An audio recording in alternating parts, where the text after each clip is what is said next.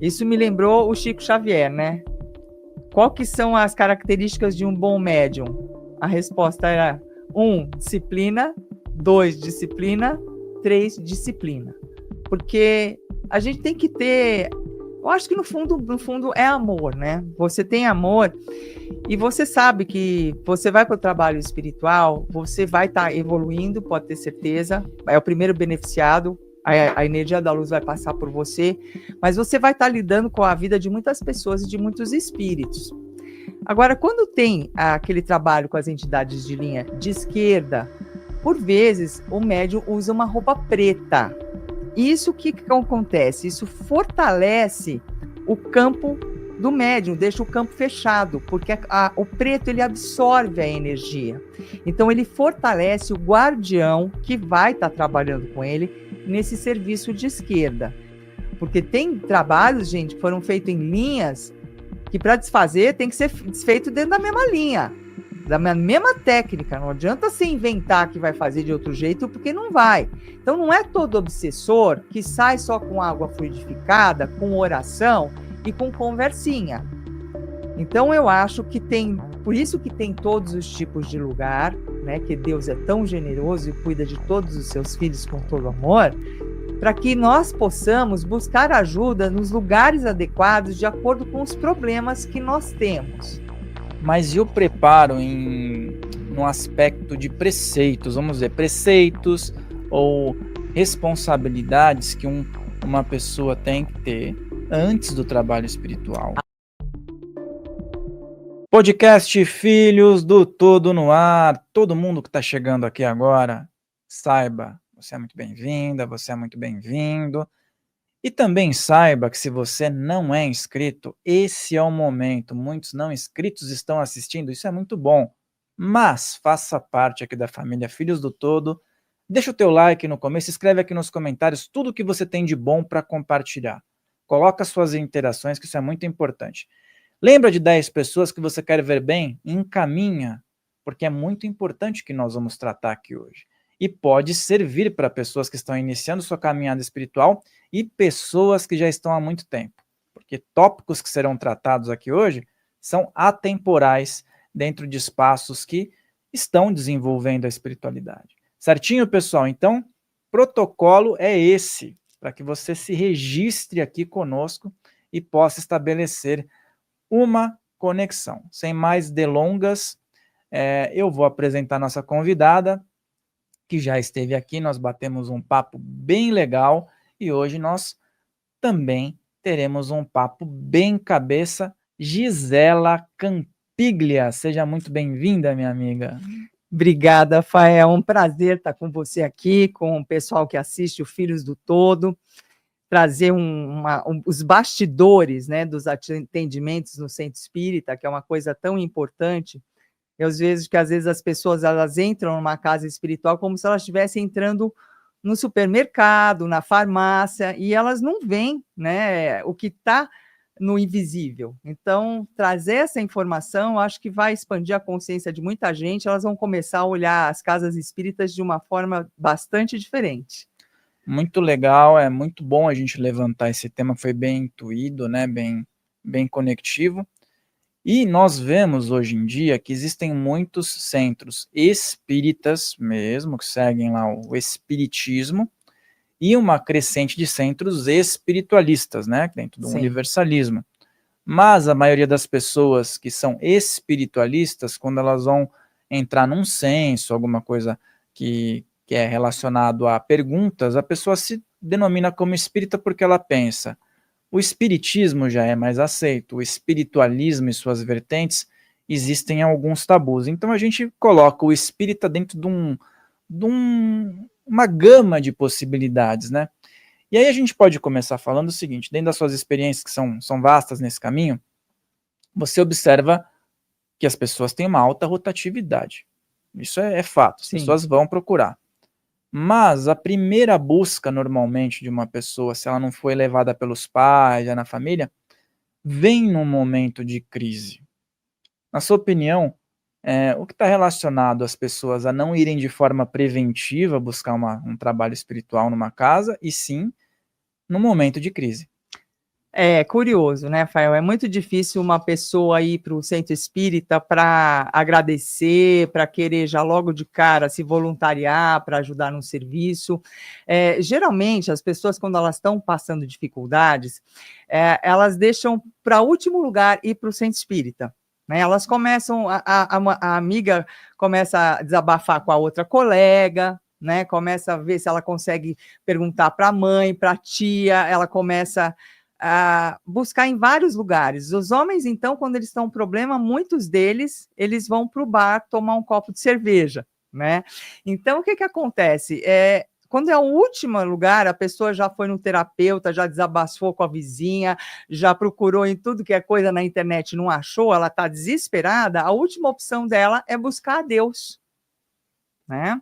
Sendo que, num primeiro momento, né, se ela se voltasse no seu silêncio interior e ela deixasse a luz dela brilhar, ela ia encontrar as respostas dentro dela, né?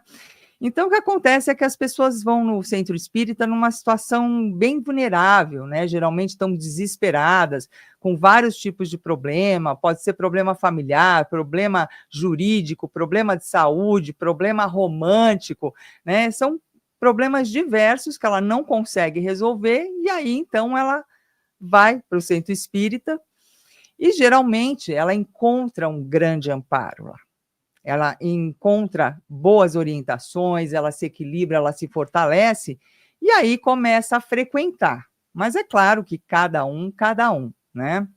Alguns seguem, outros simpatizam tudo, mas vão só na hora que as coisas estão indo por água abaixo, só na hora do desespero mesmo. Ela dá uma melhorada, ela faz aquele atendimento, melhora, os guias abrem o caminho dela, ela arruma uma solução para aquele momento, ela desaparece, né, não volta nunca mais. A próxima crise que ela tiver, o próximo problema, ela volta, né? Isso é o que a grande maioria faz. E a pessoa, às vezes, eu já ouvi, né, pessoas comentarem, vou dar uma descarregada, vou tomar um passe que agora apertou. Então, e às vezes a pessoa faz de caso pensada, não, já que eu vou pro carnaval, vamos dar o exemplo que passou agora, já que eu vou para balada, já que eu tô abusando um pouco das energias, eu vou deixar, vou acumular bem para depois eu ir lá, porque lá eles vão me ajudar. Só que chega uma hora que esse vão me ajudar começa a apertar para a pessoa, que é o caso que nós conversamos aí numa outra semana, dentro de um trabalho fechado que nós tivemos, de médiuns que não se dão conta que são médiuns, mas vão ser encaminhados para um centro, por exemplo. Encosta uma entidade ali, o mentor está trabalhando com aquela pessoa, né? Encosta e leva já. Então a pessoa se sente mal justamente porque não é para ajudar só ela está tendo que ajudar nos bastidores. E eu gostaria que você falasse um pouco sobre isso, porque muita gente vai no centro espírita, no centro espiritualista, e não está ligado nesse bastidor. Não sabe o que acontece no mundo espiritual. Acha que é chegar lá, tomar um passe, se sentir melhor e ir embora. Então, eu gostaria que você explanasse um pouco dentro da sua experiência essa questão dos bastidores, do preparo, do mundo espiritual, né, da estrutura que tem que ter um trabalho como esse. Sim, realmente, porque não é fácil. Primeiro que, quando uma pessoa resolve ir para um atendimento no centro espírita, o que acontece, perdão, é que existe toda uma organização. Os próprios mentores espirituais da pessoa, eles estão procurando, né, um local que seja bom para eles, que seja bom para a pessoa, para encaminhar a pessoa lá. Só que os obsessores não gostam disso. Então, por isso que quando a pessoa planeja que ela vai no centro espírita, começa a acontecer imprevistos, o pneu do carro fura, acontece uma emergência na família, a pessoa tem que ir lá socorrer, aí no dia que ela vai no centro espírita, dá tudo errado, né? Ela não consegue chegar lá. E os mentores, eles então já vão trabalhando antes, né, para conseguir fazer com que essa pessoa chegue no centro espírita. E um dia antes da consulta, né, efetivamente no centro espírita, o que acontece é que a equipe de trabalho daquele centro espírita, ela vai até a casa do consulente, né, ou vou chamar também de assistido, e faz todo um levantamento das necessidades da pessoa, das características da pessoa, conversando com o mentor pessoal dessa pessoa para ver o que ela está precisando de ajuda. E é curioso, né? Porque a pessoa nunca foi nessa casa espírita e quando ela chega lá, para surpresa dela, o que acontece? O mentor chega e começa a falar a vida dela toda, todos os problemas que ela tem. E a pessoa fala: nossa, mas como que pode, né? Eu nunca vim aqui, como que esse mentor sabe tudo? Ele sabe porque já foi feito um estudo prévio e até um esforço para conseguir que essa pessoa chegasse até o centro espírita. São os bastidores que ninguém entende. E o curioso é que muitas vezes, Fael, tanto os mentores pessoais dessa pessoa contra o próprio encarnado, eles já tiveram alguma conexão com os espíritos que trabalham nessa casa. Porque nada é por acaso, né? Você sabe que o meu programa chama Lógica da Vida exatamente por isso, né? Porque eu quero compreender como é que é a lógica, né? Essa inteligência divina que existe agindo por trás de todas as coisas. Então, muitas vezes, o centro espírita que a gente começa a frequentar, a gente já teve alguma conexão com os encarnados e com os mentores que atuam nessa casa em outras vidas.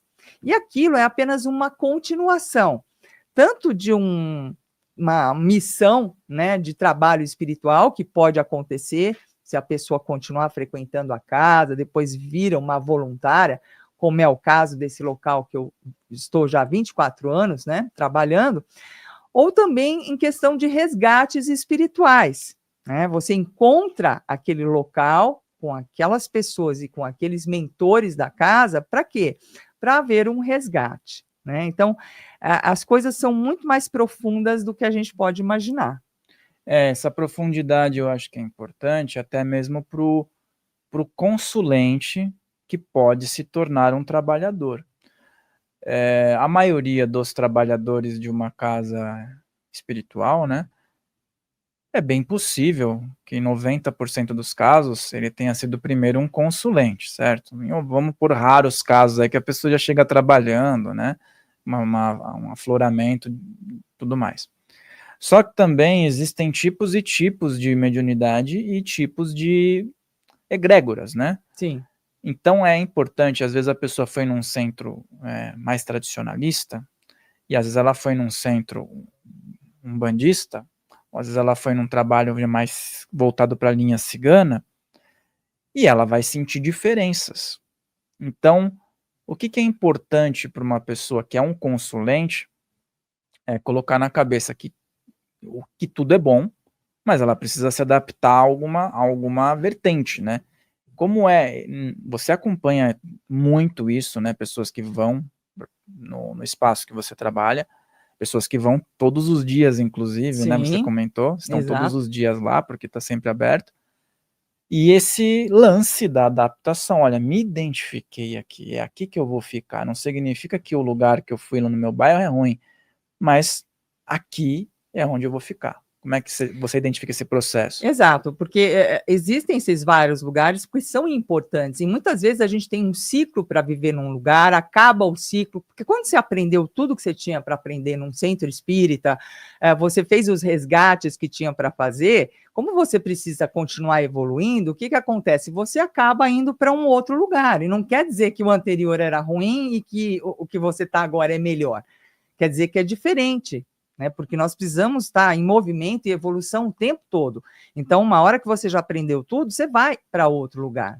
Agora, com relação a gente, pessoas que quando começam numa casa espírita, sabe, Fael, mesmo que a pessoa já tenha uma bagagem, né, espiritual, tenha conhecimento, uma energia bacana, equilibrada, luz para doar e tudo mais, sempre ela tem que fazer uma adaptação.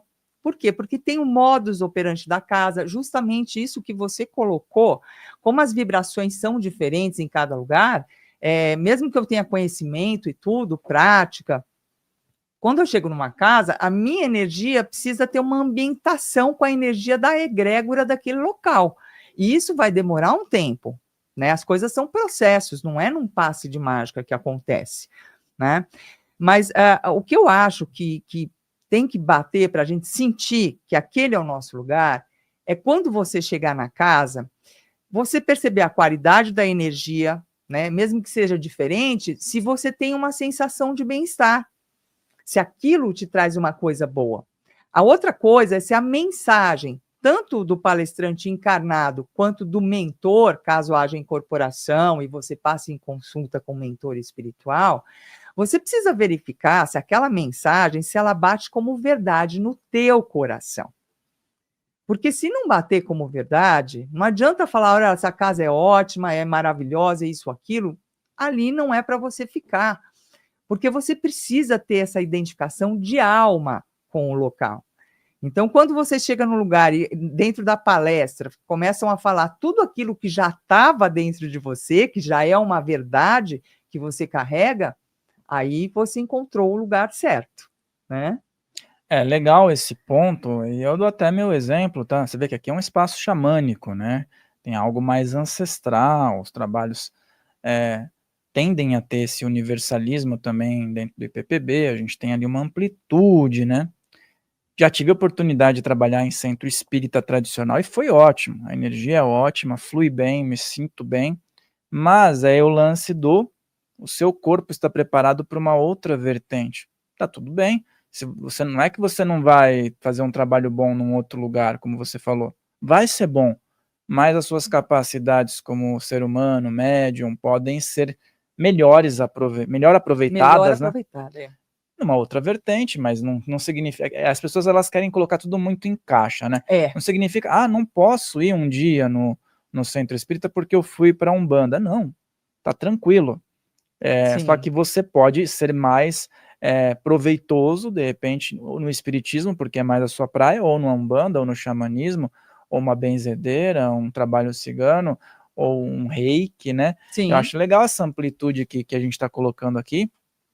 E também gostaria que você comentasse sobre o fato do consulente ir lá e se sentir bem. Uhum. Isso é um ponto ótimo. Saiu de lá bem. Mas o que é necessário para que essa pessoa continue bem? Ah, esse é que é o pulo do gato, né? Aí é que pega a situação. Porque, às vezes, as pessoas têm ilusões quanto ao que se trata um atendimento espiritual. E elas querem terceirizar a responsabilidade pela vida delas, pela felicidade delas, para os mentores, né? Então, mentor, gente, é professor espiritual. Mentor não tem pozinho de pilim-pim-pim, não tem varinha de condão, não vai fazer milagre. Então, ele vai fazer o quê? Ele vai ser uma ferramenta, gente, para que você consiga se colocar na sua melhor postura, para que você fortaleça a sua energia, você recupere o seu equilíbrio mental, emocional, e com isso você consiga solucionar os seus problemas. Não é o mentor espiritual que vai solucionar os problemas. A vida é sua, eles não têm como viver a sua vida por você. Não tem como caminhar com as suas pernas. Então é muito importante que, se você sentir essa verdade, você sentir firmeza nas orientações que você recebeu, você faça o tratamento corretamente, disciplinadamente. Por quê? Porque para você ter um bom proveito da consulta espiritual, você precisa realizar uma mudança, tá certo? Fazendo o que você sempre tem feito, você atraiu problemas para o seu caminho. Então, para que você possa resolver esses problemas, precisa haver uma postura diferente. Então, são crenças que precisam ser ressignificadas, são pensamentos que estão no automático, que a gente precisa criar novas sinapses, pegar um novo caminho neural para pegar um atalho, porque aquela autoestrada estava me levando para os problemas. São sentimentos que a gente precisa escolher com a nossa consciência, o nosso livre-arbítrio, para que a gente não alimente mais. E com isso, a gente vai mudar também as nossas atitudes, nosso comportamento. A nossa psicosfera, a nossa aura, vai estar em outra vibração. E com isso, não vai ser possível mais que os obsessores espirituais tenham conexão com a nossa energia, porque a conexão ela acontece por sintonia. Na hora que eu mudo a frequência e a vibração da minha energia, os obsessores não podem conectar. Então, o mentor ele vai te ajudar com as recomendações de banhos, de velas, de orações, defumação, né? Ou se você for no Centro Kardec, vão ser outras técnicas, mas é sempre o mesmo mecanismo. né, através do Evangelho no Lar, o estudo, que no Kardec é muito incentivado, né, as orações, a frequência constante na casa. Então, tudo isso vai fazer com que você consiga se colocar em postura para mudar o seu comportamento, seu pensamento, seus sentimentos e sua vibração. E com isso, os obsessores não vão conseguir mais acessar a energia do consulente. Legal você ter falado sobre isso, porque os mentores, eles se dividem também para continuar um trabalho posterior, né?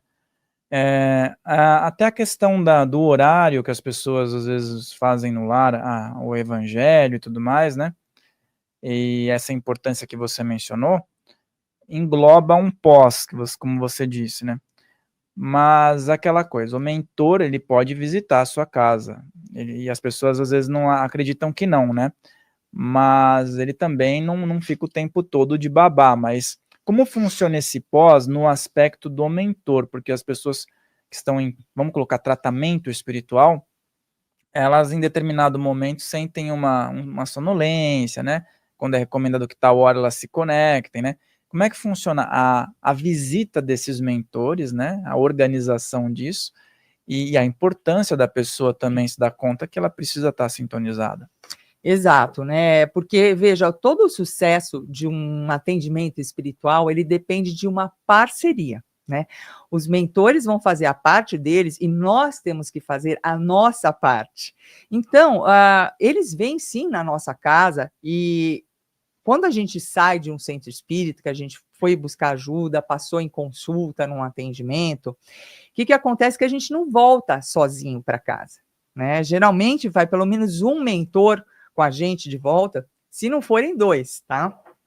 E eles vão com a gente para a nossa casa e continuam fazendo o estudo, eles ajudam a harmonizar a energia da casa, eles verificam os outros parentes com quem você convive, se houver algum conflito, eles auxiliam para que haja uma reconciliação entre as pessoas, né? Se você foi orientado que você faça uma defumação, vem uma equipe especialista nessa questão de limpeza energética que vai acompanhar a pessoa durante esse processo da defumação, e é muito bacana, né, Fael, que a pessoa esteja consciente disso, porque quando eu estou consciente de como é que as coisas funcionam, eu ajo de outra forma, e eu dou força, eu dou atenção para aquilo, e tudo que eu coloco atenção, porque o pensamento e a energia, ela segue o pensamento. Então, tudo que eu coloco a atenção, eu reforço.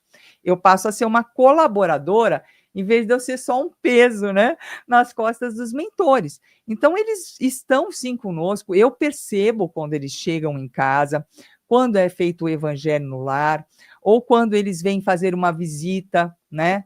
É claro que tudo isso, gente, a gente vai adquirindo com o tempo, né, com a vivência, com a prática da espiritualidade no dia a dia, a gente percebe quando os mentores chegam, né? Uma coisa que eu gosto também, a gente faz evangelho no lar, puxa vida, você convidou o seu guardião da sua casa para participar? O guardião do altar, caso você tenha um local que você gosta de acender as velas, eles são amigos, eles estão lá, né? Então, nada mais natural do que você convidá-los para participar do evangelho no lar. Quando eu faço a prece de encerramento, eu gosto muito de fazer a Ave Maria, porque eu trabalho dentro dessa egrégora mariana, eu imagino o manto de Nossa Senhora caindo sobre mim, meus familiares, e sobre o guardião da minha casa, o guardião do altar, porque eles são minha família, sobre os mentores do Evangelho no lar, desejo um bom serviço para eles no restante do dia, porque eles vão ficar visitando várias casas, né, que esse é o serviço deles.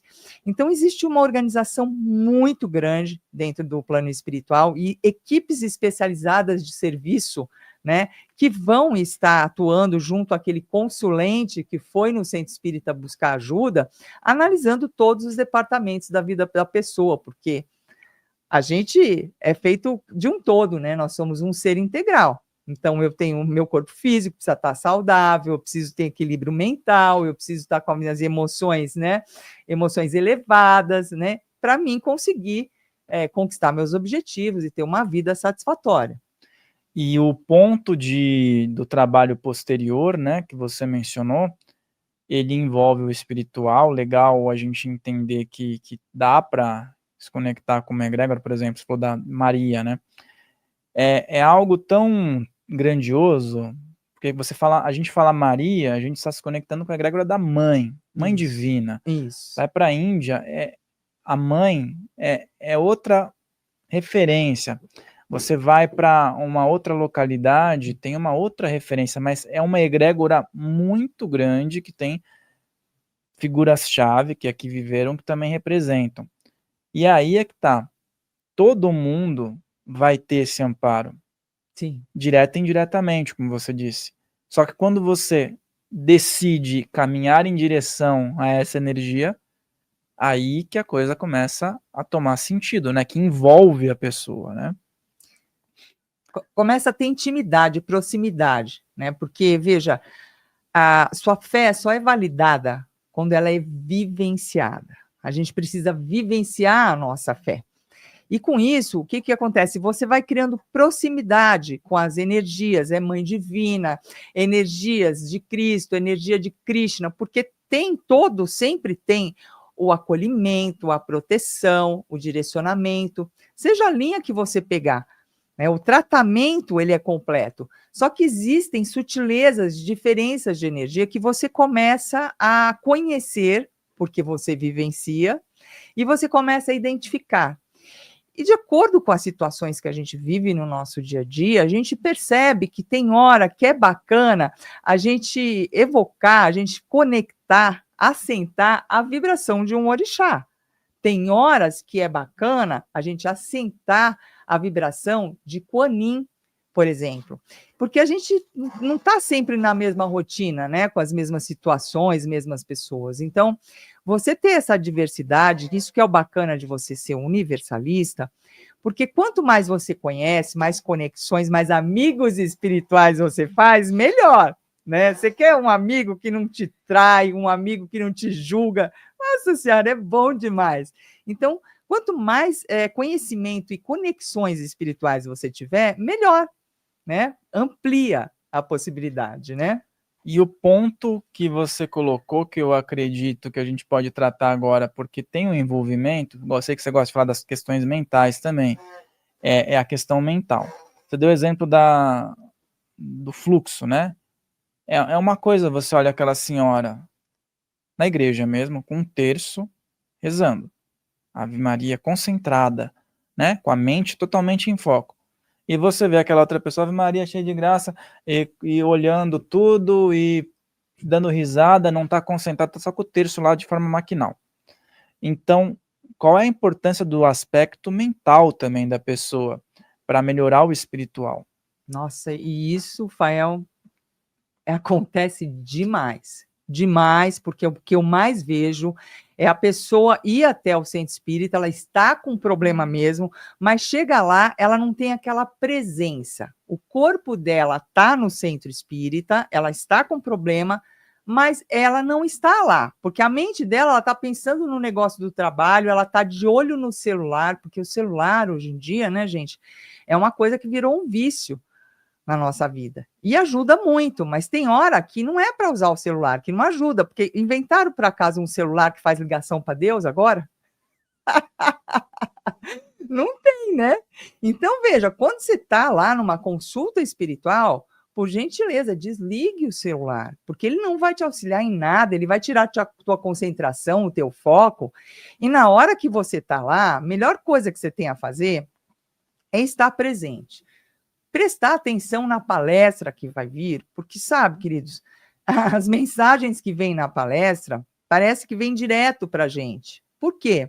Porque realmente existe uma organização no plano espiritual onde os mentores trazem grupos de pessoas que estão com problemas similares e montam toda uma estrutura espiritual, gente, especializada para ajudar aquelas pessoas. Então, quando está tendo a palestra, já vem um monte de insight que se você tiver lá, né, de corpo, mente presente, espírito, você já vai começar a aproveitar esse conteúdo. E o que eu tenho visto demais, Fael, é as pessoas olhando no celular, saindo para atender ligação lá fora. Não esquece que o obsessor está lá do lado de fora, ele não entrou. E na hora que você sai lá fora, ele vai adorar, arrumar alguma coisa para você não voltar mais para o atendimento. Então, como as pessoas não têm noção do que acontece na contraparte extrafísica de uma casa espírita, de um atendimento espiritual, elas dão muita moleza. Então, quando ela chega na hora de passar com o mentor, ou num centro de Kardec, quando ela faz aquela consulta, né? O que acontece é que ela não vai ter um bom proveito da ida dela até lá.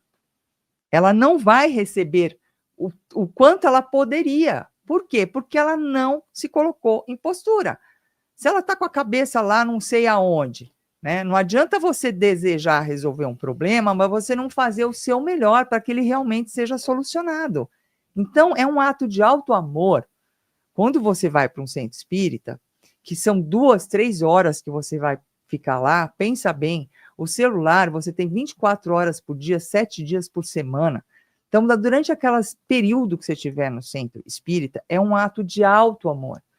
Se permita receber os fluidos, porque dentro da casa espírita, só de você sentar lá, você já está recebendo os fluidos que estão dentro daquele ambiente que é isolado do mundo louco do lado de fora. E aí você vai se revitalizando. Quando você chegar nessa consulta, você já está com a mente mais lúcida, você já está com as emoções mais equilibradas, e com isso, o que vai acontecer? Você vai poder aproveitar o melhor que os mentores vão orientar para você. Uma pergunta que você vai fazer, você vai ter mais discernimento para perguntar com sabedoria. E se você fica nessa coisa de deixar a agitação do dia a dia, que já te trouxe um monte de pepino, para a hora da consulta espiritual, não vai ser produtivo. Legal esses tópicos, porque assim, você até falou um negócio do celular, né? Eu não duvido que daqui a pouco apareça um gênio que vai comercializar esse celular. Olha, fale com Deus através só desse aparelho, hein? Não duvido nada, hein? Mas como as pessoas que vão buscar um auxílio espiritual, como que essas pessoas podem se ajudar? Porque elas vão lá buscar ajuda, mas elas precisam também ter um cuidado, terem algumas práticas para que elas possam abrir o campo para facilitar o auxílio que elas buscam. Então, como essas pessoas, assim, eu digo pessoas que já estão se dando conta de um caminho espiritual. Sim. Os desesperados, eles precisam de pronto-socorro. Sim. Não tem como explicar muita coisa. Sim. Mas quem já está, olha, eu já estou sendo ajudado, como essas pessoas podem auxiliar o auxílio que elas estão recebendo? Eu acho que a primeira coisa, né, que é muito importante para a gente se desenvolver espiritualmente, é a gente ter humildade, né? A gente ter humildade, a gente ter respeito, a gente ter disciplina, a gente se colocar na postura, não é aceitar tudo, mas nessa postura de investigativa, né, atento, escutando as coisas, captando as energias, manter a concentração e ser receptivo, né? Ser receptivo para aprender, para receber as boas energias. Esse tipo de postura ajuda demais. E se a pessoa estudar, então, eu gosto muito de estudar, sabe, Fael? Você vê como é que eu sou? Eu escrevo textos, eu sou uma pessoa que eu sempre fui uma boa aluna, né? E hoje em dia eu ensino, porque eu tenho essa coisa do estudo como um pilar de sustentação para o meu desenvolvimento espiritual. Eu gosto de compreender as coisas. Quando a gente traz as coisas para a consciência, a gente tem consciência das coisas, a gente pode mudar, a gente pode transformar. E quando a gente não sabe das coisas, não tem como a gente melhorar, não tem como a gente mudar, porque se eu nem sei o que está acontecendo, como é que eu vou trabalhar em cima? Então, essa questão do estudo é uma coisa que eu realmente valorizo bastante, recomendo, tanto assim, sabe, muitas pessoas, né, que tem programa lá, na rádio onde eu faço, elas estão, assim, fazendo consulta, né, e eu estou sempre ensinando, né, então, assim, é para quem quer aprender. Quem não quer aprender, não é o meu programa que vai assistir outro programa, porque eu estou lá para ensinar, minha missão é o esclarecimento, né? Porque isso é tão bom quando a gente sabe qual que é a nossa missão dentro do aspecto espiritual, porque tem muita coisa para a gente fazer na nossa vida. A gente tem família, né? A gente tem amigos, tem muita coisa para a gente fazer. Mas quando a gente compreende qual é o pedacinho que a gente tem para realizar dentro desse trabalho espiritual, então eu valorizo demais o estudo. E você é virginiana, né? Então tem essa questão ainda, né? Da organização, da Sim. colocar tudo certinho. Todo pisciano precisa de um virginiano por perto. Imagino, né? Eu nunca tive muita proximidade, né, com o pisciano, né? Mas que combina direitinho, né? Diz que é a melhor parceria, né? Tem que ter, né? Porque equilibra bem, né? Não tem tanto ao céu, nem tanto à terra, né? Se conseguir encontrar um ponto de convergência, é bom, né? É bom. E aí você falou sobre essa questão da consciência, da mentalidade, né?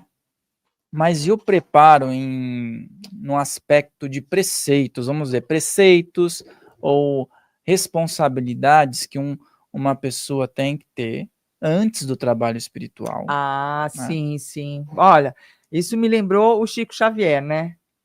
Qual que são as características de um bom médium? A resposta era 1, disciplina, 2, disciplina, 3, disciplina.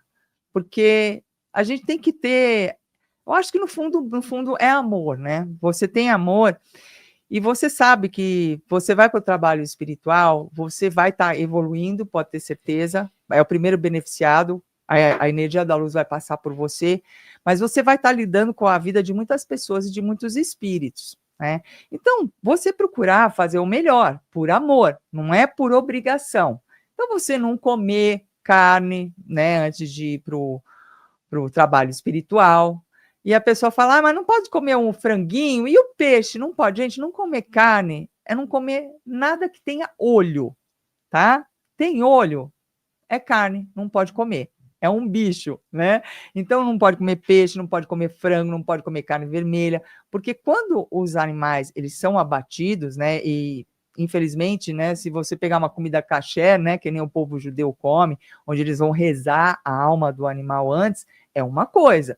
Agora, do jeito que os animais são abatidos, né? Assim, em sequência, uma linha de produção, não tem o mínimo respeito, né? E fica o ectoplasma do animal na carne. Você ingere aquilo, e o que ocorre? Você fica digerindo aquilo. Quando você vai para o trabalho espiritual, você dá trabalho para os mentores espirituais, porque aquela energia fica densa e fica trabalhoso para eles limparem essa energia do ectoplasma para poderem usar. Não tomar bebida alcoólica, né? Vou falar, mas acho que nem precisava, né? Não faz sentido nenhum. E você, na noite anterior, você entrar nesse silêncio interior, né? Você levar os pensamentos, perceber que os mentores de serviço que vão estar trabalhando junto com você, eles vão te encontrar em desdobramento, quando teu corpo estiver dormindo, eles vão encontrar você, eles vão te passar orientações sobre os trabalhos do dia seguinte. E o mais legal, que como os mentores são muito gente boa, né? Se a gente não tiver bem, tiver meio desequilibrado, qualquer coisa, eles vão ajudar a gente a recuperar, né, esse equilíbrio para a gente poder estar bem no serviço no dia seguinte. E isso, gente, é um privilégio, né? Porque o trabalhador da luz, ele tem um amparo extra espiritual. Além dele ter o mentor dele pessoal, ele tem esses mentores de serviço que ajudam a gente a ficar bem para a gente poder fazer um bom serviço da luz em parceria, né? E isso que você comentou sobre a questão da carne, né? Praticamente todas as vertentes orientam. O antes, o depois, beleza. Depois do trabalho, cada um segue sua dieta. Mas o antes é interessante. E você falou do kasher, perto de casa tem um açougue halal, né? Que daí já é dos muçulmanos, mas eles seguem praticamente... Sei. São similares os procedimentos. Acho super respeitoso da tradição do Oriente Médio isso, né? Embora muitas pessoas também critiquem, mas é respeitoso da parte deles Eu acho. esse procedimento. E também a questão da bebida alcoólica, eu vejo como um ponto assim, que as pessoas às vezes não compreendem. Existem trabalhos que utilizam, existem trabalhos que não utilizam durante o trabalho com direcionamento. Então, não significa que a pessoa vai tomar algo antes, é durante o trabalho e fica no trabalho. Então, às vezes as pessoas falam, mas tem casas que não adotam, eu sei, a exemplo da tua, né? E tem casas que vão adotar. Mas quando adotam, também tem que ter o aspecto de responsabilidade. Então, é lá e fica lá. Tanto que tive uma entrevista com o Márcio Caim, que ele disse o seguinte, na casa dele eles utilizam, porque é Umbanda. Tem casa de Umbanda que não utiliza.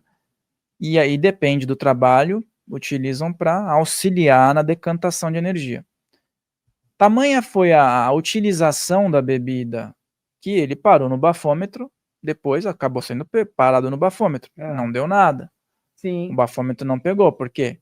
Aí já vem uma explicação espiritual metafísica, porque entrou no organismo dele, como é que... Sim, como é que não estava no bafômetro? Ele não tomou para satisfazer a necessidade dele. A pouca quantidade que ele tomou foi para direcionar uma energia. Uhum. Então, assim, aí que está a responsabilidade, né, do médium, do trabalhador, da casa, e se vai usar um elemento externo, também tem que estar nesse aspecto de não recreativo, né?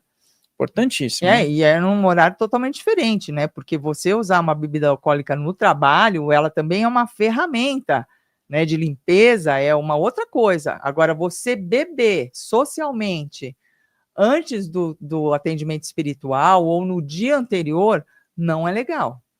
Não é legal, né? Ainda mais se beber muito, né? Porque se beber 4, 5 chopp, já não vai beber sozinho, né? Ah, não, só o primeiro acho que bebe sozinho, viu? Depois já começa a ter a companhia, né? Que não é interessante levar para o trabalho espiritual, né?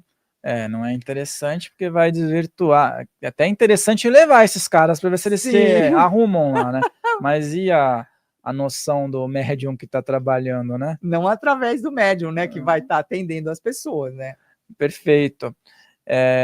Porque o canal precisa estar limpo, né? De conexão, né? Se está sujo, daí o que vai acontecer? O médium vai ter que ser ajudado por outro, né? Isso. Aí chega lá, em vez de ajudar, é ajudado. E a questão das roupas, tá? Uhum. Qual é a questão mais importante na maneira que a pessoa se veste, os critérios, cores e o respeito que deve haver, né, em relação ao trabalho espiritual na vestimenta. Exato. A roupa, né, que o médium usa tem a ver com o tipo de serviço que vai ser realizado. Ela é como se fosse uma capa, né, energética. Então, quando a gente fala linha de direita, o pessoal costuma vestir o branco. E o branco, o que que acontece? Ele irradia a energia, né? Ele bota aquela energia para fora. Então, isso protege o médium e também ajuda no tipo de serviço que está sendo realizado. Agora, quando tem aquele trabalho com as entidades de linha de esquerda, por vezes o médium usa uma roupa preta. Isso o que acontece? Isso fortalece o campo do médium, deixa o campo fechado, porque o preto ele absorve a energia. Então ele fortalece o guardião que vai estar trabalhando com ele nesse serviço de esquerda. Então existe um porquê. Agora, uma coisa que eu acho que vale a pena comentar também é a roupa que as pessoas usam para ir no centro espírita, os próprios consulentes. Porque tem muita gente que não tem noção, ainda mais no nosso país, que é um país muito de verão e tudo, e não é puritanismo não, gente, porque eu sou a favor do amor, né, eu sou a favor que as pessoas se amem, não é nada disso. Mas o que que acontece? Veja, tem médiuns que são inconscientes, tem médiuns que são semiconscientes. Então, se você vai com uma mini saia, que você senta na cadeira, dá para ver todos os fundilhos, né? Não é bacana. Por quê? Porque não é que você não pode usar a mini saia. Você pode usar, mas é que de repente você vai tirar a concentração do médium, isso vai atrapalhar o serviço. É sempre em nome do serviço. tá, gente? Então, ter esse bom senso, não vir com um decote até o umbigo, não vir com aquela micro saia, esse tipo de roupa, porque não condiz com o ambiente, né? Você deixa para usar esse tipo de roupa em outras ocasiões que não vá atrapalhar o trabalho de luz, né? É importante falar sobre isso, tanto homem quanto mulher, tá? Evitar roupa cavada, né? Tudo bem, até uma bermuda, mas assim, que não fique à mostra, porque eu já vi em locais espirituais, a pessoa chegou muito cavada lá, muito tal, e eles têm até um jaleco que eles pedem para a Tem, pessoa colocar, isso, né? Que às isso. vezes as pessoas não vão escutar o É, conselho, mas por favor, é, poderia colocar para ser atendido ali pelo é. preto velho, a entidade pediu para manter ali, né?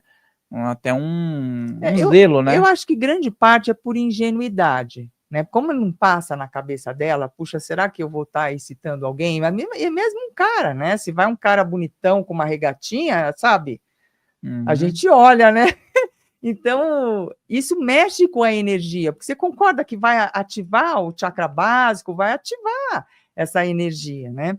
Então, assim, eu acho que a maioria é por falta de consciência, por isso que eu achei bacana esse tema que a gente está comentando, porque como a pessoa não sabe como é que as coisas funcionam, né, ela nunca se toca, olha, eu acho que eu vou tirar a concentração do médium, né? E, tipo, ela não se toca que é por isso. Então, ela fica sabendo e é melhor, não é por puritanismo, né? É simplesmente para que o trabalho possa ocorrer da melhor forma possível, né? Uhum. Da mesma forma que o trabalhador espiritual também pode estar mal. Ele não é obrigado a estar 100% bem. Às vezes ele teve um dia ruim, ele teve uma questão ruim na vida dele. Lógico, há a responsabilidade de estar lá, né? Mas pode acontecer de repente, olha, tem que trabalhar, tal. Chega um médium, um trabalhador da casa, hoje foi complicado para mim, eu estou enfrentando um desafio, mas eu estou aqui na corrente. Como é que a equipe lida com isso?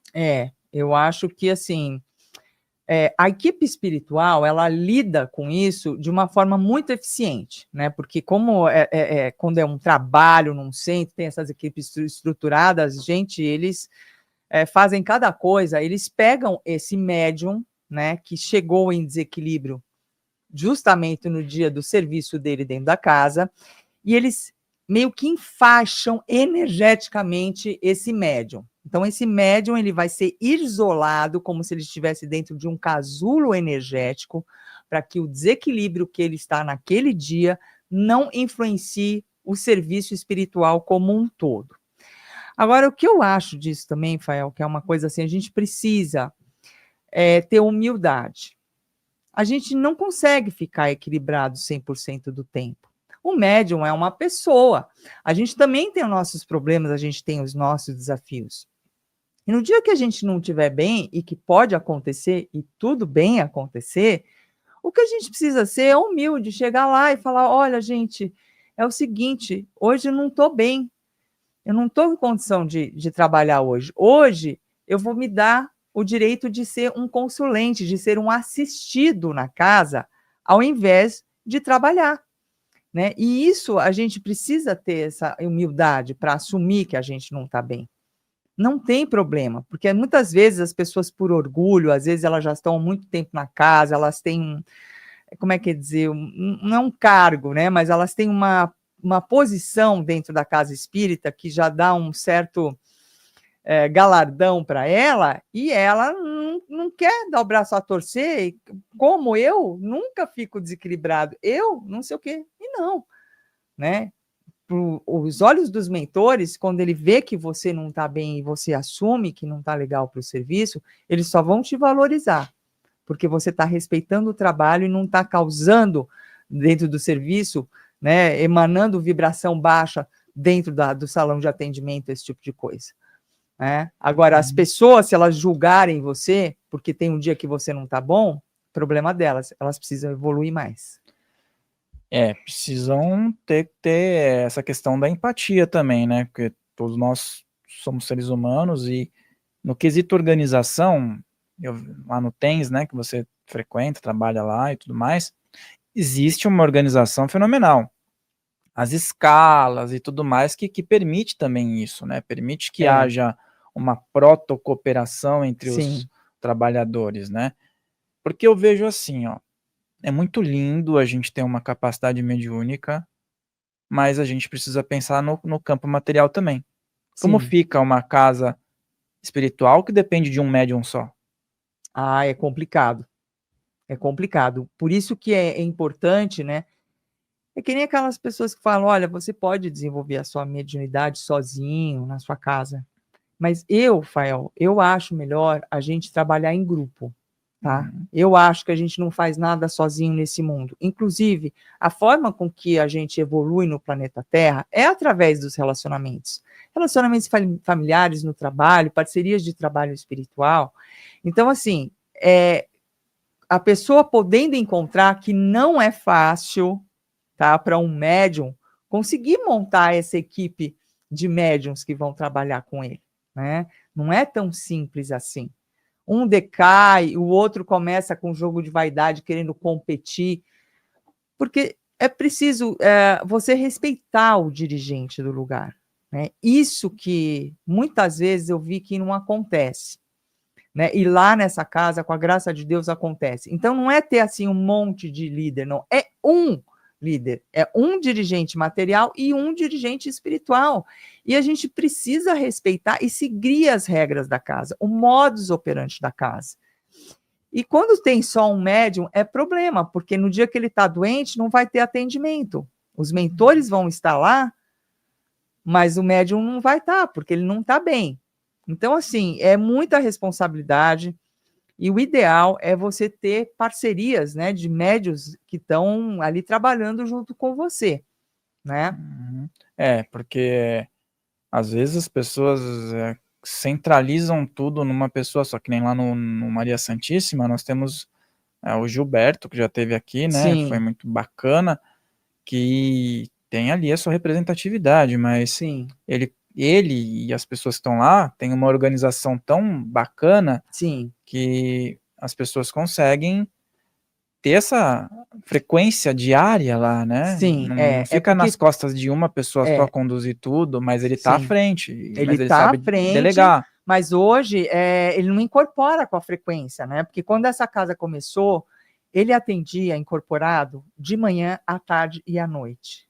Muitas vezes dava 11h30 da noite, ele estava incorporado lá, atendendo. Hoje em dia, ele incorpora mais nas caravanas de luz que eles fazem pelo Brasil inteiro e incorpora, assim, no primeiro dia do mês, onde a gente vai lançar um ritual, porque eles recomendam os 12 passos do ano, cada mês tem uma energia específica, e a pessoa faz um ritual específico, que casa com aquela energia do mês. Então, por exemplo, esse mês é a abertura de novos caminhos, né?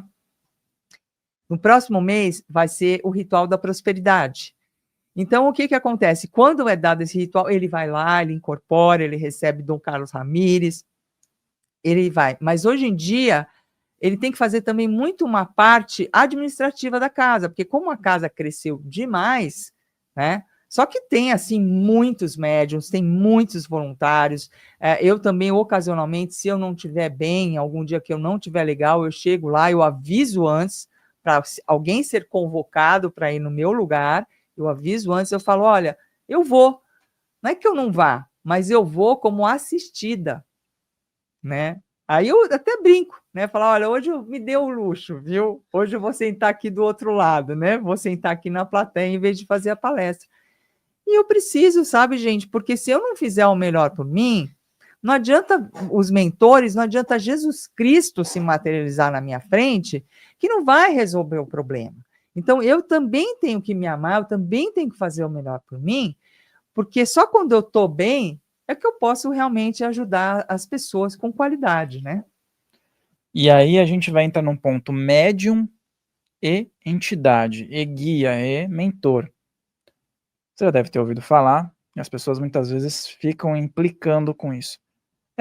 Se tem um mentor, já, por que tem que ter o médium? As pessoas implicam com isso, não sabem o mecanismo que está na intersecção do trabalho médium e espírito, e porque o espírito precisa do médium que está aqui na Terra. E também, já 2 perguntas em uma. Qual é a dificuldade que os mentores podem encontrar em acoplar em um médium que não está seguindo os preceitos, mas está indo trabalhar lá aos trancos e barrancos, eles até conseguem uma utilidade. Então, qual é a dificuldade na passagem das informações do trabalho e por que tem que ter o médium encarnado se os espíritos estão num nível mais elevado? Muitas pessoas perguntam isso e têm essa dúvida. Ah, excelente pergunta, Fael. E simplesmente, olha, do que eu vejo, né, da vivência que eu tenho, porque a vivência conta demais, é que assim, olha, se não fosse o ectoplasma que a gente fornece, os mentores não iam precisar da gente para nada. Porque, gente, eles são muito mais evoluídos, né? E esses mentores, assim, que incorporam os médiuns e tudo, sabe, gente, não é um mentor pessoal do médium, ele é um guia de serviço coletivo. Ele é um espírito que vai atender, por vezes, 100 pessoas numa tarde, e essas pessoas vêm com os obsessores dela, e ele atende todo mundo. Então, é assim, é uma coisa de trabalho muito grande.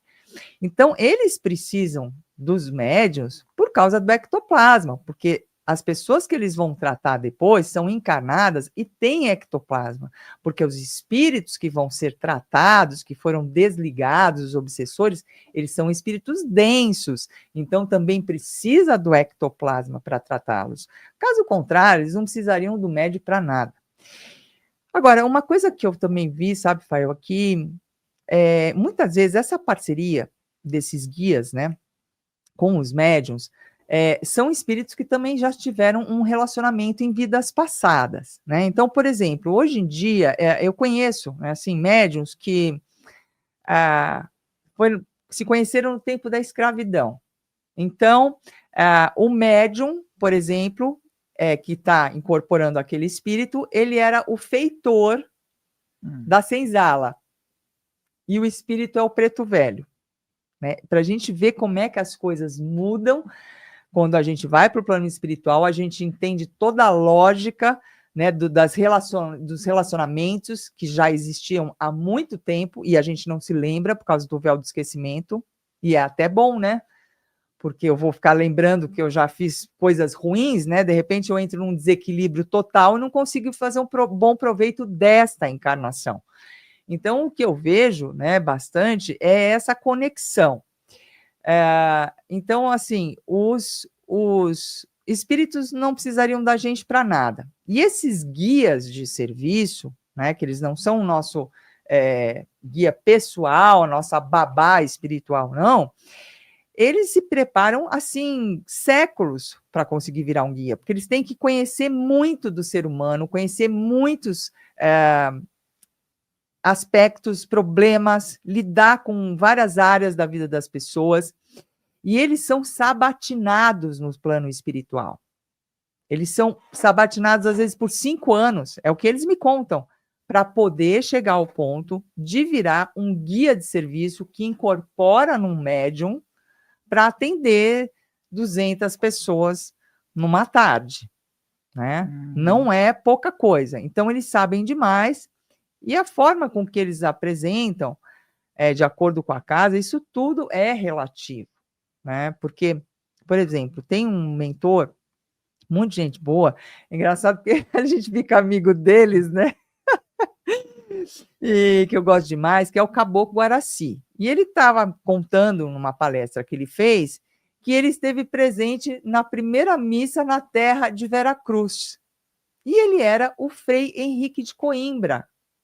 Depois eu fui estudar a história do Frei Henrique de Coimbra. E esse frei, ele adorou vir para cá, para o Brasil, e ele queria, porque ele queria ficar aqui no Brasil.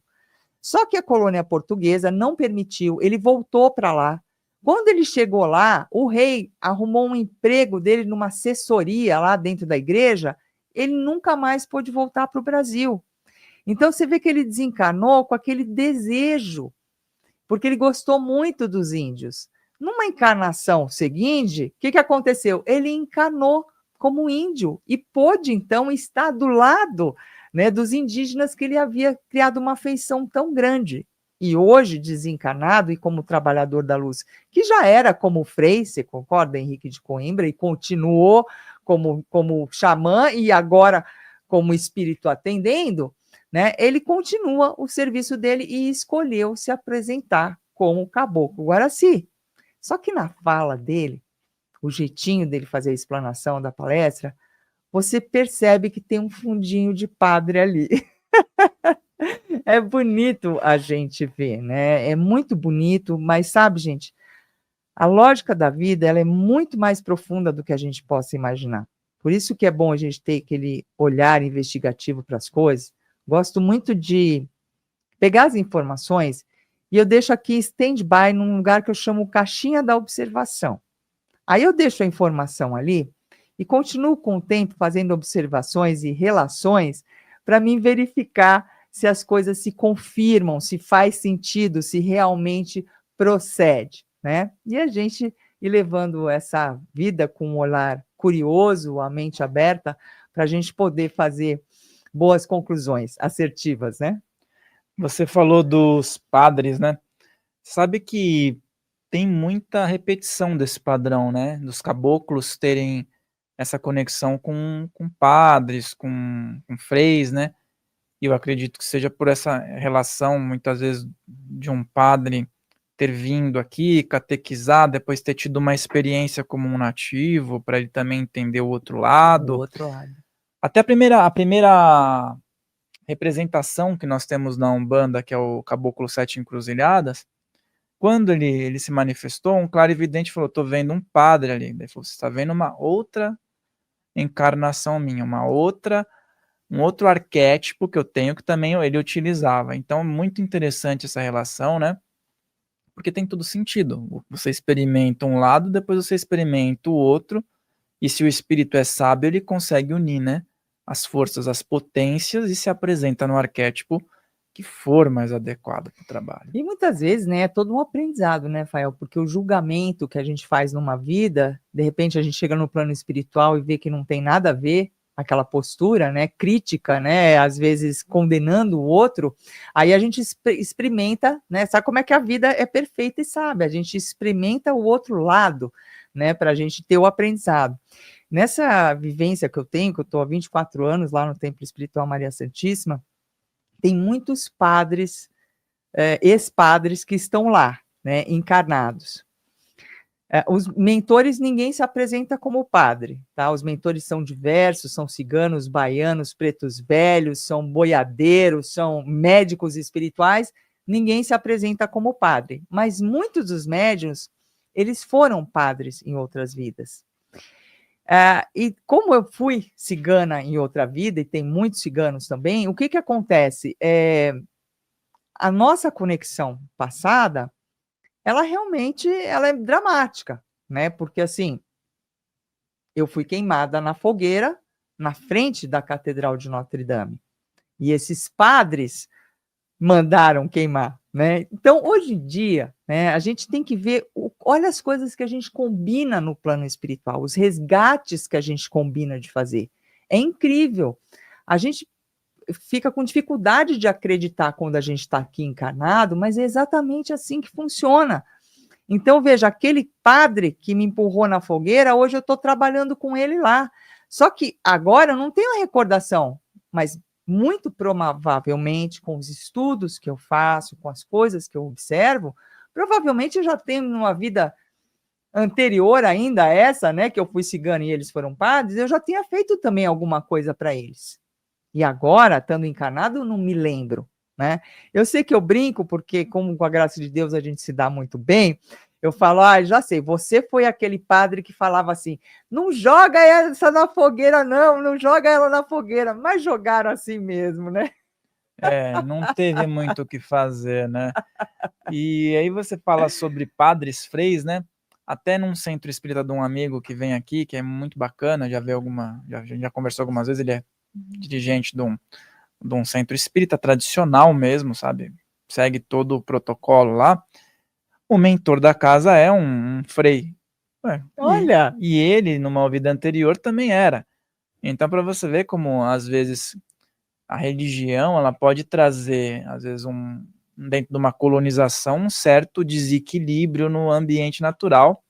Claro, a colonização brasileira ela foi predominantemente católica, né? Sim. Então, tinham muitos padres, muitos Sim. sacerdotes à frente. Então, provavelmente, as responsabilidades também espirituais vêm de acordo com a liderança que a pessoa tem, né? Sim. E aí, por que eu estou falando isso? Porque hoje a gente vê uma crescente da valorização do trabalho dos ciganos espirituais, Uhum. ainda com preconceitos, né? Sim. Inclusive os ciganos que vivem, né, ainda nos espaços, Brasil, Europa, Oriente, né, ainda sofrem certas retaliações, mas o que eu vejo é que hoje há uma abertura nos trabalhos espiritualistas para a linha espiritual que os ciganos trazem, né? E eu sei que você gosta muito dessa linha, e eu gostaria que você falasse um pouco sobre em que eles podem atuar na vida de uma pessoa e Uhum. qual é a importância dessa egrégora, né? Sim. Olha, a primeira coisa que eu acho que vai contribuir, né, para o pessoal que está assistindo, Filhos do Todo Agora, é que eu passei, gente, quase metade do tempo que eu já estou aqui sem trabalhar com esses mentores espirituais ciganos, por falta de conhecimento da existência deles ao meu lado e também por preconceito, tá? Porque, não sei se eu comentei já com vocês, eu passei 18 anos dentro do centro de Kardec, tá? Esse centro de Kardec que eu fui, eles eram bem radicais, não queriam que estudasse nada que fosse de fora, sabe? Ler qualquer livro diferente, era só os livros da doutrina. Eu preciso dizer que eu agradeço a Deus esses 18 anos que eu passei lá, porque eu estudei muito lá, e é um lugar excelente para a gente estudar no centro de Kardec, né? Eu fiz amigos espirituais, mentores maravilhosos, que até hoje vêm nas minhas palestras, eu tenho muita gratidão por tudo.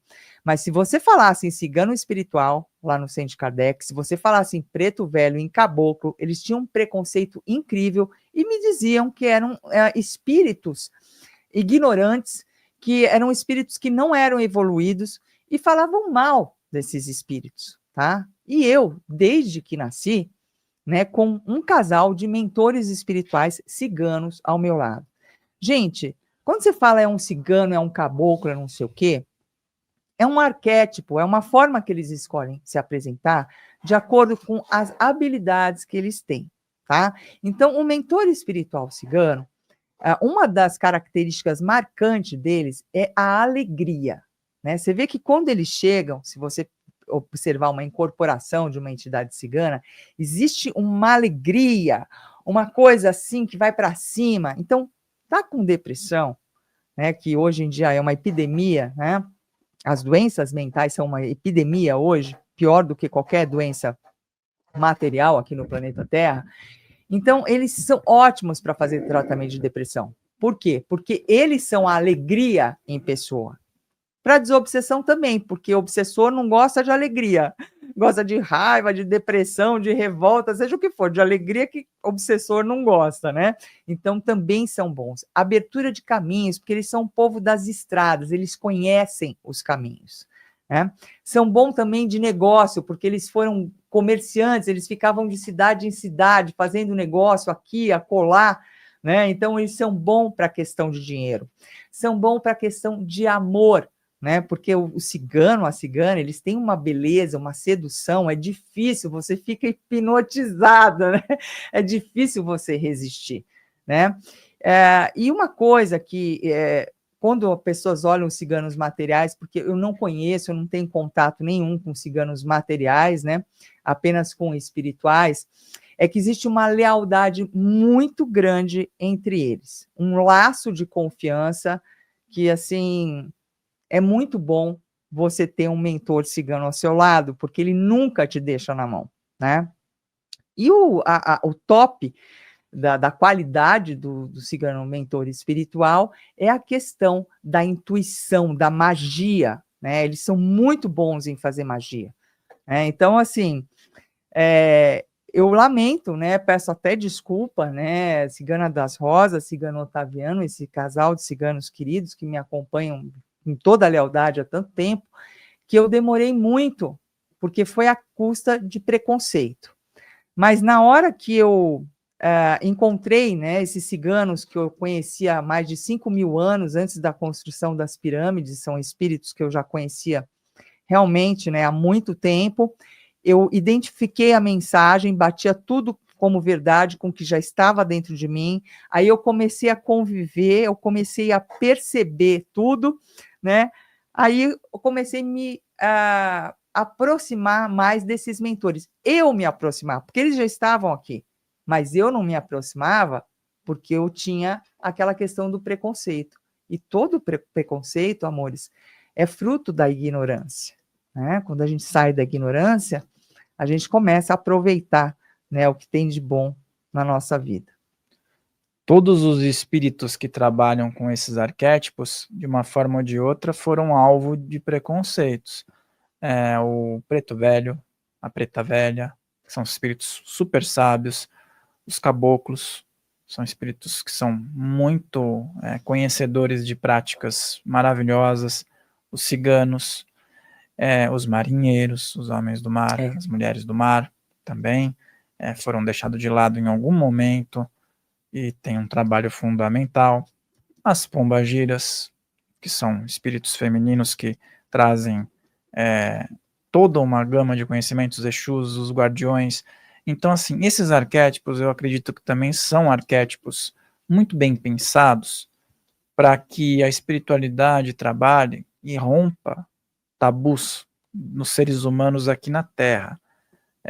E uma vez eu fiz um estudo mais aprofundado sobre origens espirituais, conhecimentos espirituais, e caímos no seguinte aspecto. Assim como os judeus, os cabalistas, foram muito perseguidos por conhecimentos, por algumas questões que eles tinham também, isso também se aplica aos ciganos. Tinham conhecimentos raros que eram alvo de perseguição, algumas coisas que eles detinham.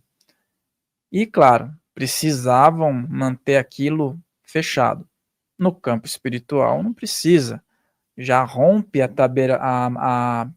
barreira do material, da força. O espiritual é o espiritual. A briga não está lá. Lá é organização. Lá é egrégora. Aqui tem briga. Sim. Então,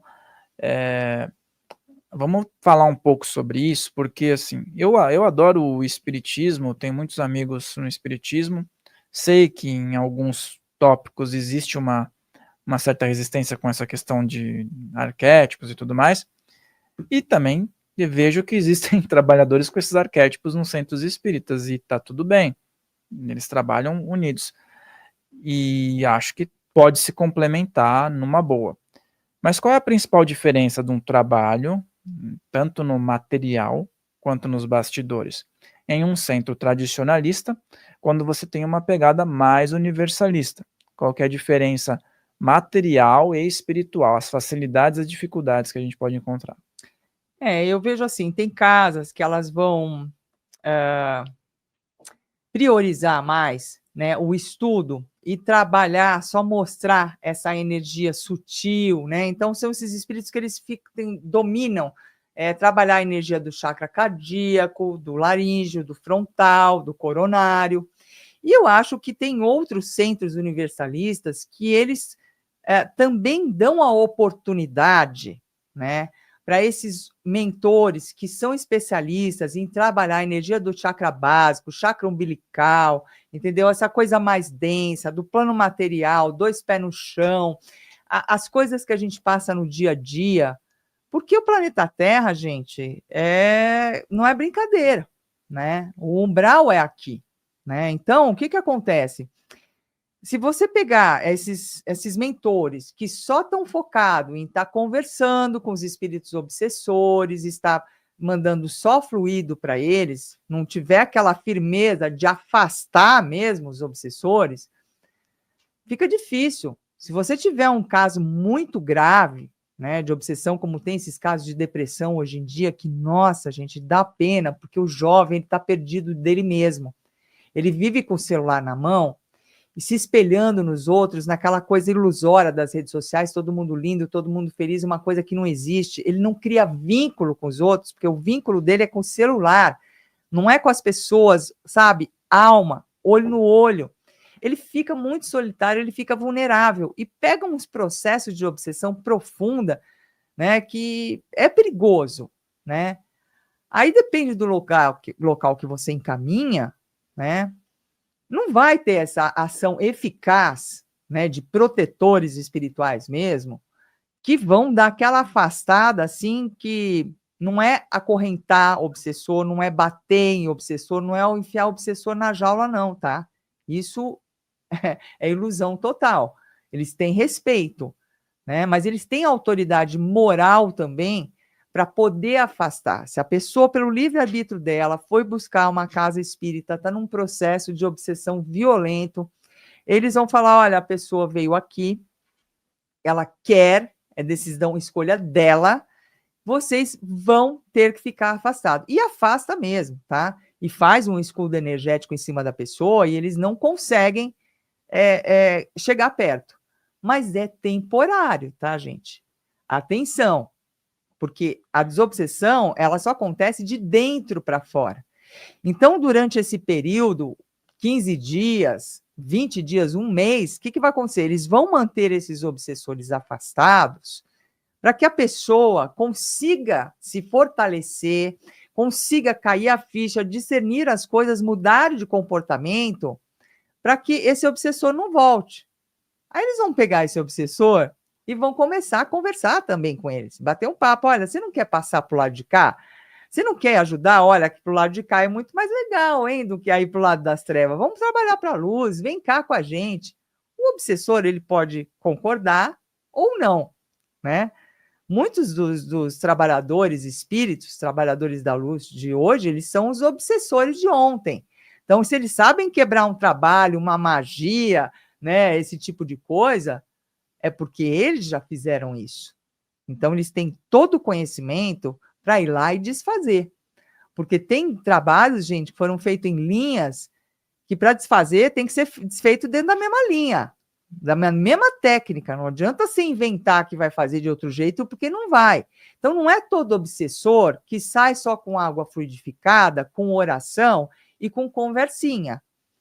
Então, eu acho que tem, por isso que tem todos os tipos de lugar, né? Que Deus é tão generoso e cuida de todos os seus filhos com todo amor, para que nós possamos buscar ajuda nos lugares adequados de acordo com os problemas que nós temos, né? E se você não tiver preconceito, você vai poder, né, ir no lugar que for melhor para o problema que você estiver passando. Enquanto o Mihael pensa na pergunta dele, você falou algo que dá um gancho para uma outra questão que eu vejo que é super importante. Eu vejo em toda a vertente espiritual, seja ela ortodoxa, não ortodoxa. Dentro das práticas ancestrais, a gente trabalha muito com os elementos. Mas nem todo lugar trabalha com todos ou acredita que não trabalha. Mas um elemento que nós vemos em 100% das práticas, sim, pelo que eu observei, água. Água. Sempre vai haver água. Pode não ter o fogo. Sim. Podem não ir para a terra, podem Sim. não ativar a conexão com vela, com vento, com Sim. outros elementos. Mas a água está presente. E é um elemento muito forte. Eu queria que você falasse um pouco a importância dessa fluidificação que você falou. Uhum. O que está em jogo aí quando a pessoa está sendo atendida e está tomando uma água fluidificada? Exato. E agora me veio, né, a intuição, tudo faz sentido, né, essa questão da água, Rafael. Por que a água nunca pode faltar no trabalho espiritual? Primeira coisa que me vem, nós estamos no planeta água, né? O planeta Terra é formado 70% de água. Nós também somos formados de água. Então é mais do que lógico que a água faça parte do tratamento espiritual. E outra coisa, quando você vai num lugar, você toma um passe no centro de Kardec, ou vem um caboclo com uma espada, tira toda aquela energia, né, da sua aura, do seu perispírito, isso aí é uma parte de fora energética, você tem corpo. Então, a água, você toma água, ela vem para dentro, ela trata de dentro para fora, né? Você ingere essa água. E a composição desses fluidos, gente, ela é bastante complexa, sabe? É uma coisa muito refinada, não é coisinha simples, não. Porque os mentores espirituais, né, dentro do atendimento numa casa espírita, o que acontece? Eles chegam de madrugada para o atendimento do dia seguinte. E eles vão preparando todo o ambiente, né? Fazem oração, eles se harmonizam, né? A equipe espiritual de trabalho. Aí eles começam a preparar, gente, umas jarras, umas ânforas, tá? Com os fluidos para essa água. Tem água. E esses fluidos vêm da natureza, tem das folhas, das flores, dos frutos. Esses fluidos também são acrescentados o ectoplasma dos médiums, né, que muitas vezes vão em desdobramento lá, também na madrugada interior, doar um ectoplasma, porque afinal de contas vai atender um monte de encarnado, um monte de obsessor que está com a energia densa. E vem também das altas hostes celestiais, né? Às vezes vem de Nossa Senhora, vem de uma energia de proteção, a Arcanjo Miguel, tem esses fluidos também de um local bastante elevado. E tudo isso, né, é feito essa composição e vai ser utilizado na hora do passe, tá? Então, isso é uma coisa, é uma água energética fluidificada que vai ser utilizada no passe. E existe a água também que a gente leva aquela garrafinha para a nossa casa no centro espírita. Então, de acordo com esses elementos, né, eles vão colocando. Na reunião do irmão espiritual, Dr. Bezerra de Menezes, eles estavam contando que eles têm várias bacias com água, com esses fluidos, né, e específicos para cada coisa, para equilibrar o mental, para a saúde, para tipos de doença, e diz que é muito. E aí, o que acontece? A pessoa vai com a garrafinha, eles veem, olha, esse aqui está com problema de pedra no rim, esse aqui está com problema de ansiedade, esse aqui... E a gente tem um monte de problema, né? Ai, meu pai do céu! Isso aqui é duro. E aí, o que acontece? Eles vêm caso a caso, né? Necessidade de cada um, necessidade física, mental, emocional, espiritual, e vão, né? Pegando a garrafinha, vão com essas bacinhas, vão colocando tchuc, tchuc, tchuc, os fluidos direitinho, né? Específico para o que a pessoa precisa. E a pessoa tome essa água com consciência, né, gente? Não é gló, gló, gló, gló, gló, tomando como se fosse um suco, com gratidão. Visualize, né, essa água, esses fluidos descendo pelo seu esôfago, indo para o seu estômago, espargindo por todas as células do seu corpo. Sabe aquela coisa da consciência, né, que vai fortalecer o tratamento? Então, faça a sua parte, né? Receba esses fluidos com consciência e direcione também com a força da sua intenção e a gratidão, né? Perfeito. É super, super bacana o que você falou, né? Uma outra ótica, né? Quem não está focado só no campo material, né? É formidável toda essa conexão que você mencionou. Muita energia rolando aqui. E Mihael, vamos lá então para a sua pergunta do dia? Vamos lá, e antes mesmo de começar a pergunta aqui, já queria agradecer vocês que estão aqui, estão acompanhando o conteúdo. Não esqueça de deixar seu like, deixa seu comentário aqui, de que cidade que você está. Foi falou uma coisa muito interessante também no começo. Deixa uma frase aqui positiva. Antes lá no começo, agora deixa uma frase que a Gi falou aqui e que você gostou e que você gostaria de evidenciar isso aqui para as pessoas, tá bom? Isso é bacana por diversos motivos. Primeiro, a gente está compartilhando coisas legais que a gente gosta e também dá a entender para o algoritmo de que esse é um conteúdo relevante. E se a gente for ver, realmente, é difícil a gente achar um conteúdo que a Gisele está trazendo aqui para a gente de como funciona realmente os bastidores do invisível, né? Como que funciona essa questão dessa responsabilidade que a gente precisa ter quando a gente fala de espiritualidade,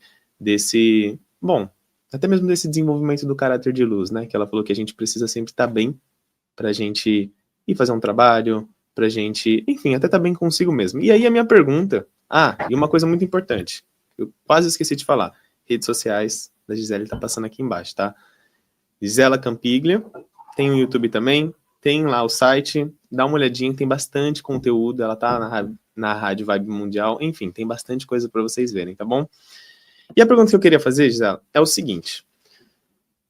Bom, sabemos então que tem que ter essa responsabilidade, a gente tem que estar vigiando, né, o nosso dia a dia, prestando atenção sempre no que está acontecendo, e nem sempre a gente tem essas capacidades para estar observando os bastidores do invisível, mas mantemos esse comprometimento.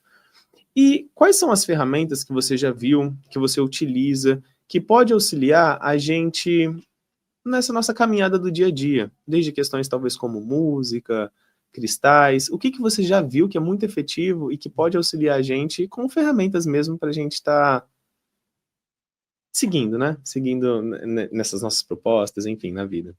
Eu acho que a gente deve sim utilizar tudo que a gente tem à disposição a nosso favor, né? Então, como eu comentei com vocês, que eu fui kardecista durante muitos anos, ali as práticas, elas não envolvem nada, não pode ter um objeto de poder, não pode ter uma vela, não pode ter nada, é sempre a oração, o estudo e a água fluidificada, que é claro que é indispensável e precisa, né? Mas é bom a gente aproveitar, né, o que tem à disposição. A música, por exemplo, gente, ela tem vibração e frequência. Então, você pode usar a energia curativa da música. Você pode usar a música a seu favor para você retomar o seu equilíbrio. Porque o que acontece? Para você ter a sua percepção, para você captar as coisas, perceber se uma pessoa é falsa ou se ela é verdadeira, perceber se a energia de um ambiente que você vai está bacana, tudo isso, você precisa estar equilibrado, tá? Porque gente com a mente agitada, que vive assim, não capta nada, não percebe nada, porque ela vive na mente, ela não sente. Quem não está conectado com a alma não sente nada, porque quem sente é a alma, né? Então, para você viver conectado com o seu espírito, porque ser espiritualizado, gente, é um jeito de viver a vida, é um jeito de ser. É você ir para o supermercado, para o trabalho, para o encontro romântico, seja para onde for, com o seu espírito, com a luz do seu espírito à frente sempre, né? E aí você vai usar o raciocínio para dar o arremate final, para confirmar as coisas, né? E você também tem conhecimento, então você consegue fazer uma conexão entre tudo que te dá uma certeza, uma firmeza. Mas se você não tiver essa postura de vida, se você não praticar a sua espiritualidade no dia a dia, fica difícil. E sem equilíbrio não dá. Então, você pode colocar uma música para se acalmar. Eu fiz até um programa, tá lá no meu canal do YouTube, a energia curativa da música. Por quê? Para a gente usar a frequência da música, o ritmo da música, para alterar os nossos estados emocionais. Então, você pode estar deprimido, você bota uma música animada, você pode estar querendo sossegar, você bota uma música calma, que você está muito agitado, para você acalmar o teu padrão de ondas cerebrais, porque influencia o nosso padrão de ondas cerebrais. E fica o alerta, né? Vê bem as músicas que você escuta, porque tem música que, minha Nossa Senhora, acho que só toca lá no plano espiritual trevoso, né? As outras coisas, gente, também os cristais, se você gosta, você tem que pegar coisas que você gosta, né? O incenso, né? Tudo isso são ferramentas que você pode utilizar ao seu favor e sozinho, você não precisa ficar dependente de ir num centro espírita o tempo todo. Porque isso é assim, gente, a gente vai sim no centro espírita, é ótimo, graças a Deus, né, que existem esses pontos de luz na Terra estruturados, essas equipes de mentores amados do coração, que nos ajudam muito para a gente buscar auxílio quando a gente precisa, né? Mas o ideal é a gente poder dar conta do recado, porque pode ser que tenha situações que você esteja em dificuldades e não tenha disponibilidade de ir para o centro espírita. E aí, como é que você faz? Né? Você tem que se virar sozinho, você tem que ter autonomia. E esses recursos ajudam demais, né? Você pode, você mesmo fluidificar a sua água. Por que não? Né? Você pode colocar música, você pode usar o cristal, você pode acender uma vela, você pode fazer uma oração. Qual que é o mecanismo? O que você precisa fazer? Você precisa elevar a sua frequência, né? Não tem aquela tabela Hawkins, né, de consciência que classifica as emoções. O que você sabe que você precisa fazer é elevar a sua frequência. E aí, com a sua intenção, né, que a física quântica já comprova, né, a intenção do observador altera o resultado do experimento. Então, se eu estou numa frequência indo para a iluminação e com uma intenção positiva, eu consigo alterar a realidade, eu consigo materializar aquilo que me interessa, aquilo que é bom para mim.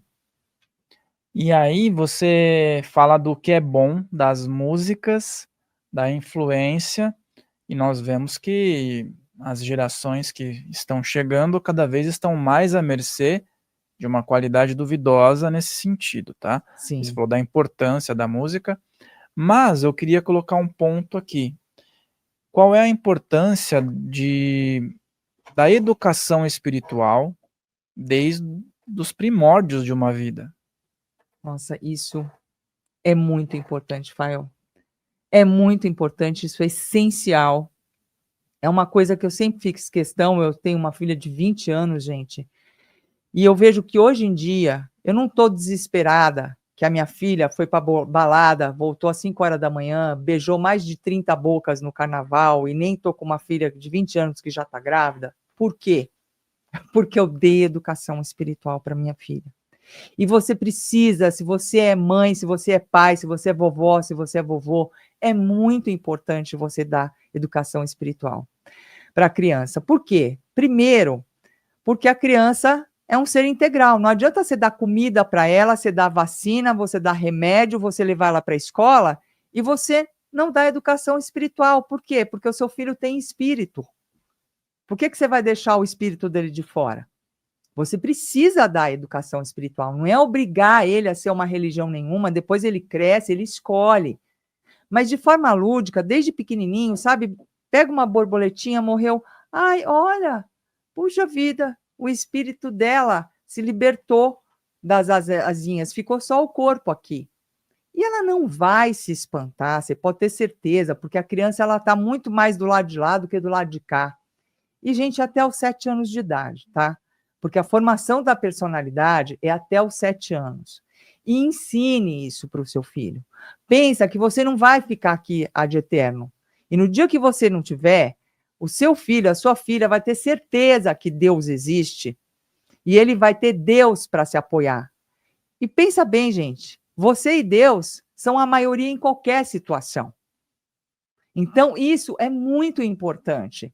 Não deixa essas crianças sem referência. E depois, quando você é pai, é mãe, você sabe, né? A criança pequena, você escolhe a roupa, você escolhe a escola, né? Você escolhe a alimentação, né? Deveria, né? Porque tem muitos que deixam a criança comer o que ela quiser. Porque, veja, se você deixar, a criança só quer comer chocolate e batata frita. Mas quem que é o pai? Quem que é a mãe? E não dá para terceirizar essa responsabilidade para babá, não dá para terceirizar para a avó. É você que é o responsável pela criança. É você que tem que botar limite. Porque senão a criança só vai comer porcaria. Quem que sabe o que é melhor para ela? É você, que é o pai e a mãe, ou é a criança que tem 5 anos de idade e não sabe ainda que precisa comer fruta, verduras, coisas boas? Né? E os pais têm medo de autorizar, de exercer a autoridade que é só eles que podem exercer.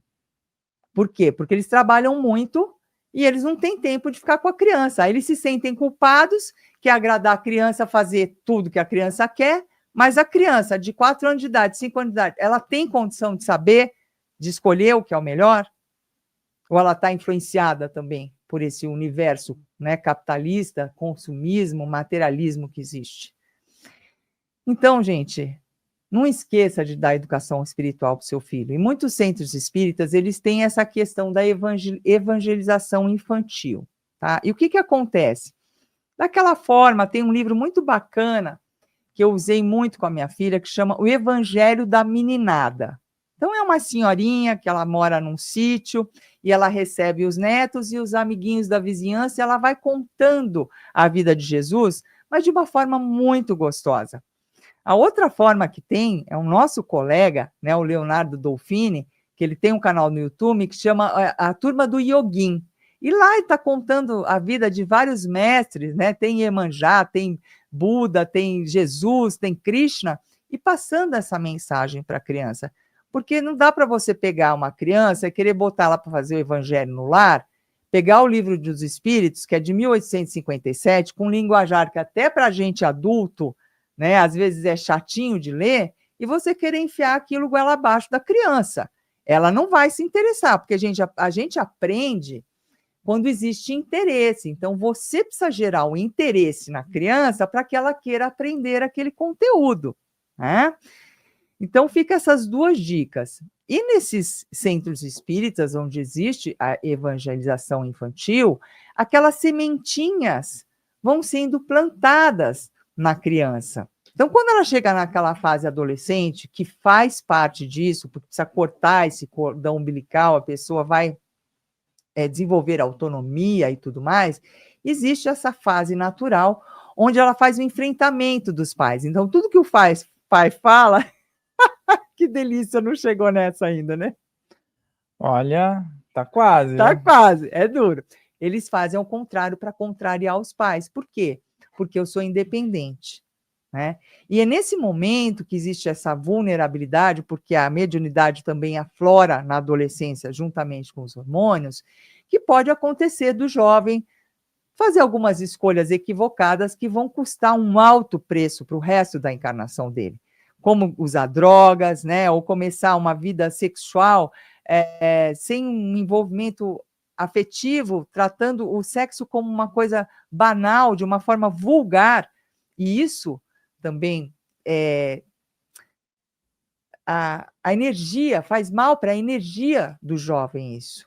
Né? Então, o que acontece? Quando você deu essa educação espiritual, ou a criança frequentou uma evangelização infantil no centro espírita, o mentor dela, ele tem o conteúdo para ele poder ativar.